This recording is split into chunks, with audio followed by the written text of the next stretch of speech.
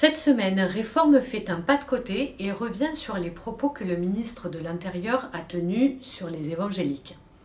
Ignorance ou stratégie de communication? Je vous invite à découvrir les éclairages de nos spécialistes. C'est également l'occasion pour l'équipe de Réforme de revenir sur le rapport que les différentes religions entretiennent en France avec l'État.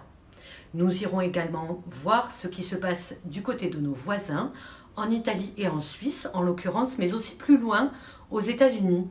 Autant de lieux où la laïcité prend un visage différent et caractéristique d'une histoire particulière.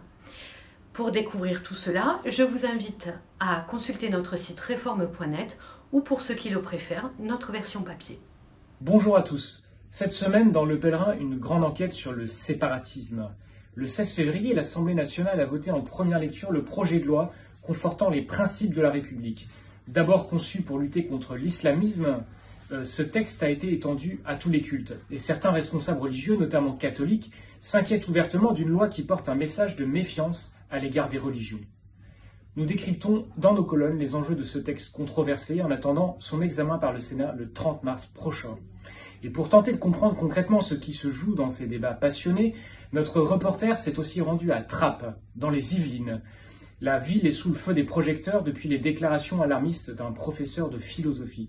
Celui-ci prétend que la ville serait perdue aux mains des islamistes, gangrénés par le communautarisme.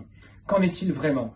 Sur le terrain, nous avons découvert une réalité beaucoup plus contrastée qu'il n'y paraît. Face aux menaces bien réelles d'un islamisme souterrain, les associations et communautés religieuses, aussi bien musulmanes que chrétiennes, se mobilisent au quotidien. Et les habitants, eux, sont là de l'image déformée que renvoient leurs communes dans les médias.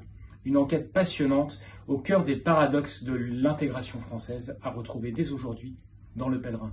Bonjour, à la une de France Catholique cette semaine, un bel entretien avec la généticienne Alexandra Henrion-Caude. Elle nous alerte, vous savez, notamment sur les vaccins à ARN messager. Non pas qu'elle soit anti-vaccin, mais elle dit attention, c'est une nouvelle façon de fabriquer des vaccins.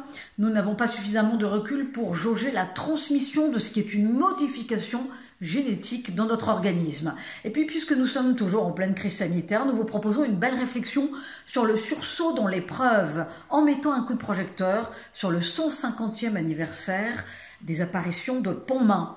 La Vierge est en effet apparue en 1871 à des enfants de ce petit village qui était pétri par l'angoisse parce que nous sommes en pleine guerre franco-prussienne et que les Prussiens sont à quelques kilomètres du village. La Vierge leur dit « Priez, mes enfants, mon fils se laisse toucher ». Et comme par miracle, le lendemain, les troupes prussiennes ont reculé. Une semaine plus tard, l'armistice est signé.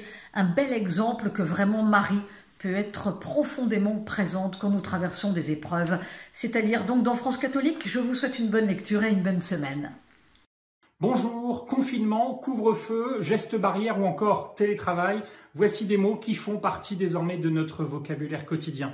Au-delà des mots, avec les mois qui passent, les rencontres se font plus rares. Le manque de liens se fait durement ressentir, même si évidemment certains sont plus touchés que d'autres par cet isolement. Notre dossier se demande donc comment maintenir ces relations dont nous avons tant besoin et il propose plusieurs exemples, plusieurs expériences réussies à travers un certain nombre de témoignages. Comment ils luttent contre la solitude, c'est le dossier de Famille Chrétienne cette semaine. Cette crise, par ailleurs, a visiblement dopé les vocations de bénévoles de tous âges dans les associations caritatives. C'est le sujet d'une autre enquête pour voir là encore un aspect positif de la crise que nous traversons. C'est à découvrir cette semaine dans Famille Chrétienne. En général, on ne voit que lui au milieu de la figure. On a même fait en français une expression bien connue.